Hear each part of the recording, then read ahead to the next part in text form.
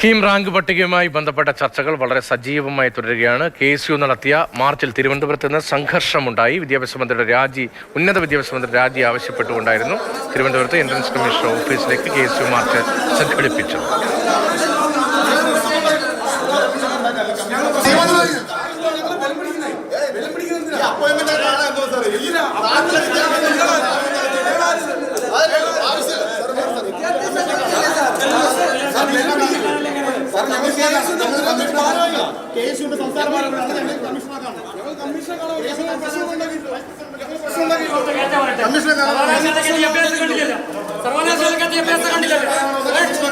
ഹരികൃഷ്ണ വിവരങ്ങളുമായി ചേർന്നുണ്ട്. ഹരി, വലിയ രീതിയിലുള്ള സംഘർഷത്തിലേക്ക് ഈ മാർച്ച് പോയോ? നിലവിലെ സാഹചര്യം എന്താണ്?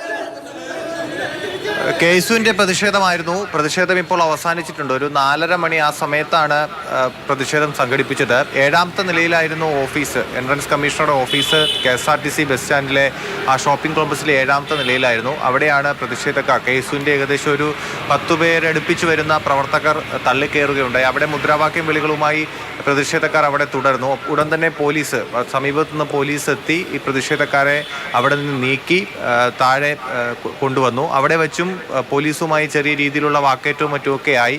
അതിനിടയിൽ അവർ ഉന്നത വിദ്യാഭ്യാസ മന്ത്രി രാജിവെക്കും വരെ പ്രതിഷേധം തുടരും. അതുകൊണ്ടാണ് ഇത്തരത്തിലൊരു പ്രതിഷേധവുമായി KSU മുന്നിട്ടിറങ്ങിയത് എന്നവർ പറയുന്നുണ്ട്. ഇനി വരും ദിവസങ്ങളിലും വലിയ രീതിയിലുള്ള പ്രതിഷേധം ഉണ്ടാകുമെന്ന് മുന്നറിയിപ്പ് നൽകിയിട്ടാണ് പ്രവർത്തകർ അവിടെ നിന്ന് പോയത്. പ്രവർത്തകരെ പോലീസ് അറസ്റ്റ് ചെയ്താണ് അവിടെ നിന്ന് നീക്കിയത്.